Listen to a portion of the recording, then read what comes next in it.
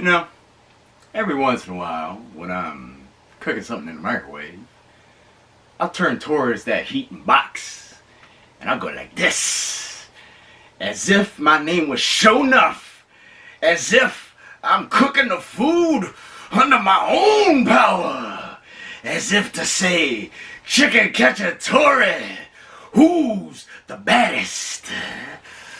Countrified pork, who's the master?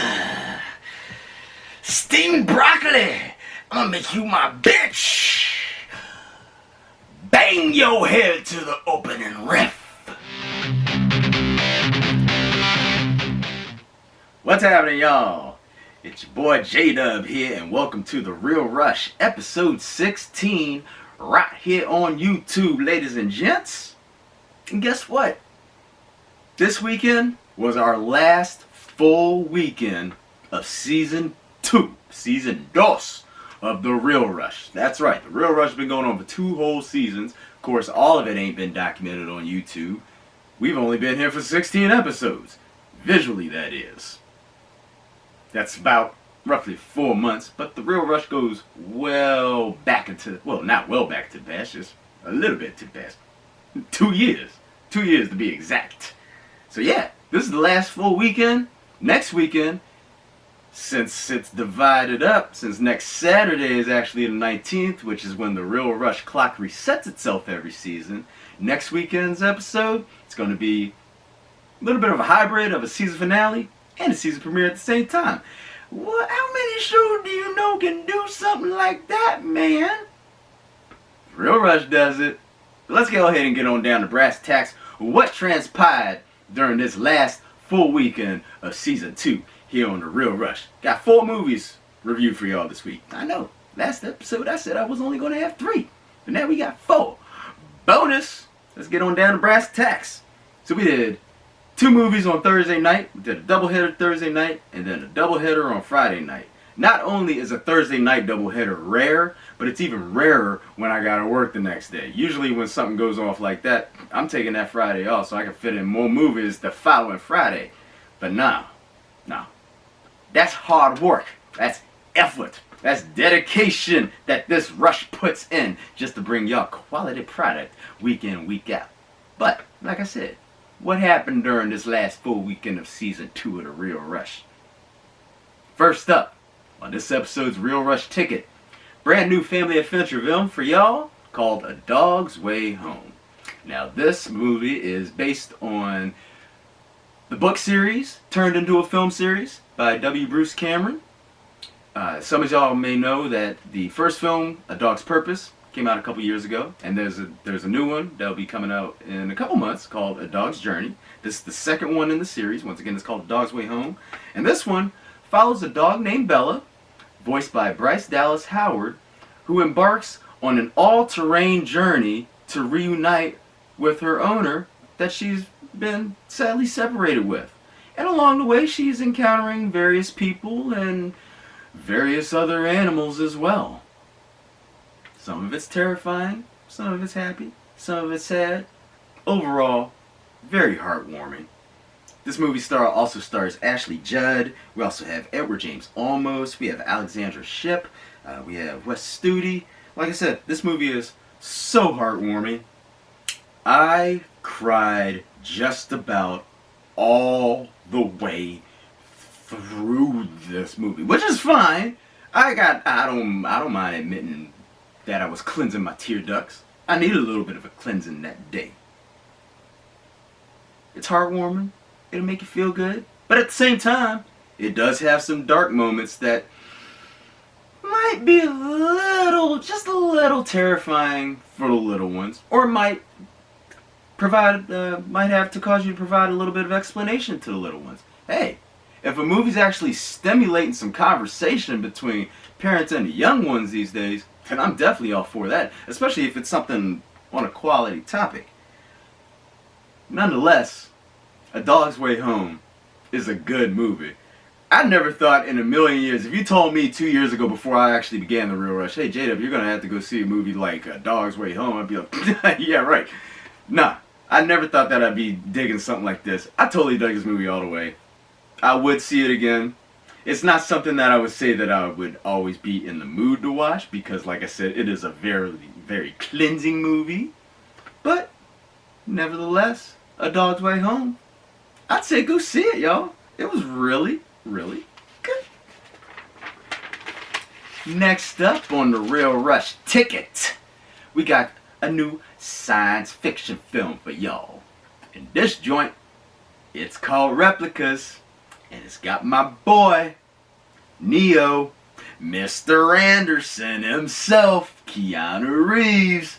In this joint, Keanu Reeves stars as a neuroscientist who's working on a way to transfer human minds into that of synthetic beings. So that way, the mind can actually continue on living, just in a different entity, if you will. Now, his efforts and his project comes to a little bit of a culmination after his family dies in an accident and he ends up making replicants of them. Now this goes against all laws of physics and even all types of other laws, and this does have some unintended results. Yeah, this also stars Alice Eve, Thomas Middleditch, John Ortiz. And it's a pretty decent techno thriller, y'all. It may not wow everybody, but I mean, this is one that actually sat on the shelf for a year. And I don't see any reason why it should have sat on the shelf for a year before Entertainment Studios Motion Pictures picked it up. It's hard for Keanu Reeves to disappoint. Okay? That's fact. That's true story. And in Replicas, he doesn't fail you. He doesn't disappoint you in this one either. Where will this fall with most audiences? It's going to fall somewhere in the median. A lot of people are going to say that it's probably not Keanu's best effort. It's far from his worst either. Personally, I really dug it. I will be getting it on Blu-ray when it came out. Some of the CGI in it is a little less than stellar budget-wise, but if you disconnect from that, you got yourself, as I stated, a pretty decent techno thriller. Normally, on something like this, if I'm going to say that audiences are going to fall somewhere in the middle of it, I'd say you probably would want to save this for a matinee. But I say, nah, go ahead, take the risk, see Replicas, and let me know what you thought. I want to know what people think about this one, because this is definitely going to be, like I said, it's gonna be in the middle somewhere, but it's most totally, definitely worth seeing. So Replicas, check that joint out. Get back, holler at your boy. So those were our 2 Thursday night movies from the Real Rush doubleheader.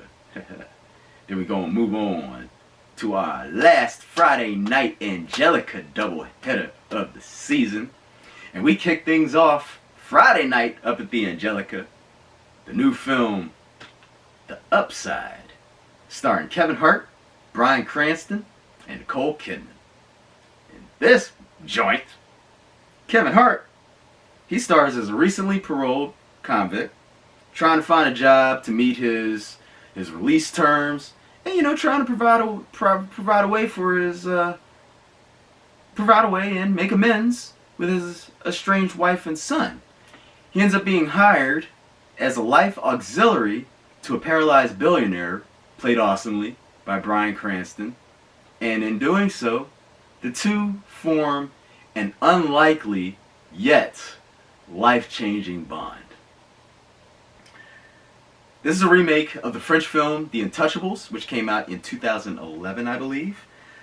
And this shows Kevin Hart in a rare, dramatic role. That's actually something that I had been looking forward to see him do for quite a while. As I mentioned in my review of Night School, which was actually the first episode of The Real Rush right here on YouTube, a lot of audiences feel that, Kevin Hart's kind of fallen into well, if you go see a Kevin Hart movie, you're going to see the same thing every single movie. Now, granted, in this movie, it's a perfect balance of drama and comedy. This is a perfect dramedy.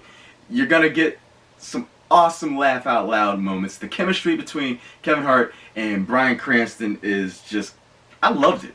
Absolutely loved it. But the kicker here is you do get to see a lot of Kevin Hart's dramatic side, which you really haven't seen much of ever. Ever. While still maintaining some of his comic style. Like I said, I saw this at the Angelica. It was a packed house. The audience absolutely loved it. It'll make you laugh. It'll make you cry. And the fact that the audience and myself loved it, it's going against the negative reviews that it's getting right now. I don't see where the hate on this movie's coming from. It's like, what else do you... a lot of people are saying, well, it's still too much Kevin Hart, or it's not serious enough, or it was, like, the balance was off. I don't think that's the case at all. I just think that it's getting a bad rap just because of the fact that its main star is not one that you would normally see in a dramatic role. Usually, people are a little leery about, testing the waters with that kind of project, I guess. I guess you could say experiment almost. But hey, Kevin Hart just can't be making Kevin Hart movies forever. You want the man to have a little bit of serious turnaround going on. And the man just proved that he can hold down a dramatic role extremely well, ladies and gents. This also, just like Replicas, it sat on the shelf for a year before STX Films picked it up, which is a shame because, like I said, it's a really, really, really good movie. Don't believe the rest of the critics on this one. Believe your boy J-Dub. Believe the cinema score. The audience loved it. I think y'all love it too. This is in wide release. Go see The Upside. Like I said, it'll make you laugh. It might make you cry. Something at the end got me a little bit. I ain't gonna spoil nothing. But, yeah, The Upside. Check that joint out. And please let me know what you think. Because it can't just be the audience up at the Angelica that just loved it. I think y'all are gonna like it too. Moving right along to the last movie on tonight's Real Rush Tickets. We have, and I didn't even know that we were going to be able to see this week. So imagine my ecstaticness when I found out that last Friday, or yesterday night at the Angelica, I was going to be able to finally check out the hella anticipated Destroyer. The very movie that just got Nicole Kidman that Golden Globe Best Actress nomination, y'all. In this joint, Nicole Kidman plays an extremely world-weary LAPD detective who was once part of a botched undercover operation, and now she's got to tie up some loose ends many years later as a result of what went wrong with that operation, as some of the elements from it have begun to resurface. This also stars Toby Kebbell, Sebastian Stan, and is directed by Karen Kusama. Destroyer. Oh my god. This movie is a masterpiece. Hands down masterpiece.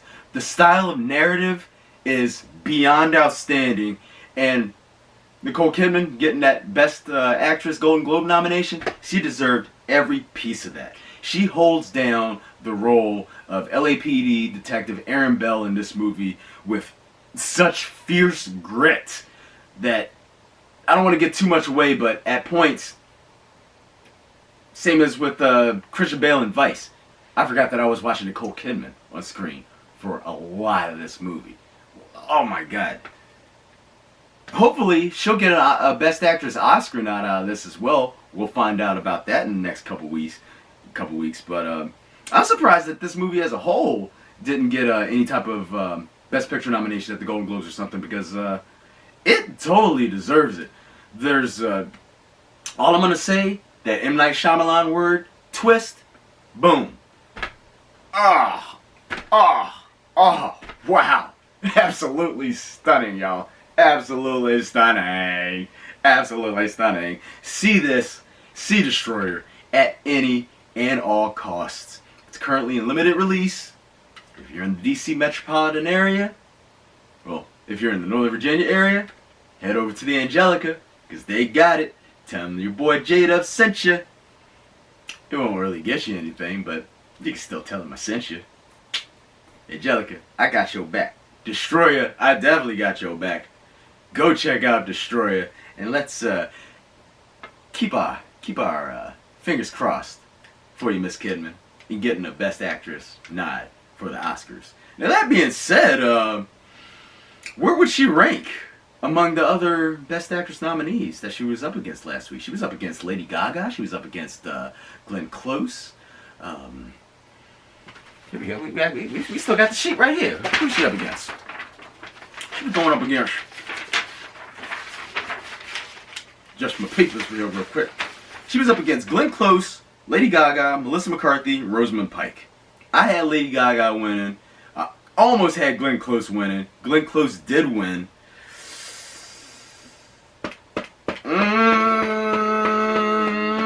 I think Nicole Kidman totally gave at least Gaga a run for her money with this role. Her versus Close. I'm gonna have to deliberate on that one. I'll get back to you on that one. But yeah, y'all. Destroyer, check that shit out. And ladies and gents, that's a wrap for episode 16 of The Real Rush, right here on YouTube. As I mentioned at the beginning of this episode, Season 3 begins January 19th. Every year, The Real Rush season clock resets on January 19th. And like I said, next week's episode will serve as both the official Season 2 finale and the official Season 3 premiere. Why?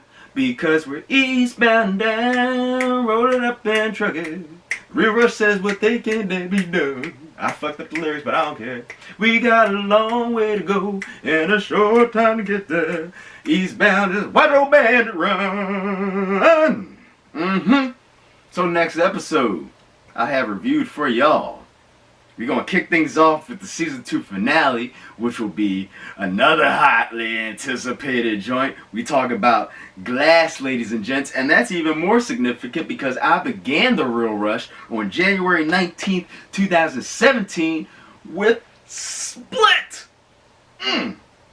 So yeah, I'm looking forward to Glass. We also going to have for y'all the reviews for Stan and Ollie. I'm definitely looking forward to that. I finally saw the trailer for that before Destroyer last night, and yeah, definitely looking forward to that. And Cold War.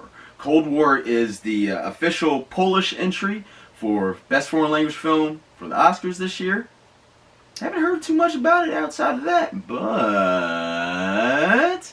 if the Angelica's got it, I'm gonna go see it.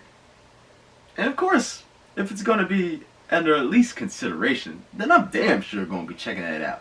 And we'll be able to peep that before the Oscar nominations are announced on January 22nd. But in tune with that, next week for you, I'm also going to have for y'all, last week I had what? The bottom 10 of 2K18? Next week, I'm going to have for y'all the Real Rush top 10 movies. My pick for the best 10 movies of 2018. And that way, we'll have a couple days to see which ones of what movies I felt were the best of 2018 and see how they compare and rank against what the Oscars pick as the Best Picture nominations for this year. Ooh, we get to that time of year, y'all. For me, this is like amazing shit. We got the Oscars coming up. Then it's WrestleMania. The Super Bowl's right around the corner. Royal Rumble is in a couple of weeks. Then my birthday's a couple weeks after WrestleMania, and googly. Yes. So I'll be going out of my mind over the next couple weeks. It's gonna be busy. It's gonna be hard. But that's what your boy J-Dub and Real Rush does. I work hard. I works hard for the reviews. I works hard for the movies. I works hard for the channel, 'cause you know I gets it right. And that's damn right, ladies and gents. And now, for my Jerry Springer-like final thought for The Real Rush this episode. Ladies and gents, most theaters these days have reserved seating. It's quite convenient. But it can also be very inconvenient if you're not showing up to the movie on time. Hence, reserved seating does not mean show up to the movie whenever you want. That does not mean show up 15, 20 minutes late into the movie and try to find your seat. Once the movie started, the movie theater's all dark and shit. You're trying to run around, you're trying to scramble to find your seat, and that is incredibly disruptive to those of us who actually bothered to show up on time, man. You got to start talking and everything, you're walking across the scene. Remember back in the day when you used to get the bootleg videos and you see them people coming in late? Yeah, that's you. That's you, and they didn't even have no goddamn reserved seating back in them days. So yeah, reserved seating, yes. Still respect the fact that if a movie starts at 7:30, that gives you roughly about 10 to 15 minutes of previews time before the actual movie starts. So your ass better be, if you're not a big preview man, and the movie showtime starts at 7:30, your ass better be in that seat no later than 7:40. Because I'm gonna tell you right now, ladies and gents, because what happened and how I figured this out was the theater where I saw Replicas at the other night, it was pretty damn empty. When the movie started, there were me and 2 other people in the theater. 20 minutes into the actual movie itself, that means 40 minutes past the showtime, here come these people. Talk about, I think you're in my feet. I'm thinking to myself, if it's an empty movie theater and it's 15 minutes past the actual movie starting, I'm going to go ahead and take a better seat. Alright? And then again, if it's 15, 20 minutes into the actual movie itself, and the movie ain't even 2 hours, you're wasting your money, dog. Like, you already missed a good chunk of, like, the plot.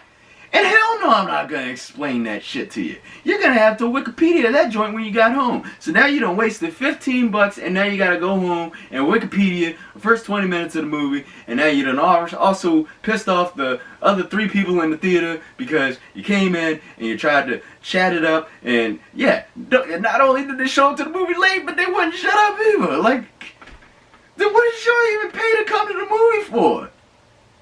That's called Netflix and chill. You can do that at home, dog. So yeah, just be considerate of your fellow moviegoers, y'all.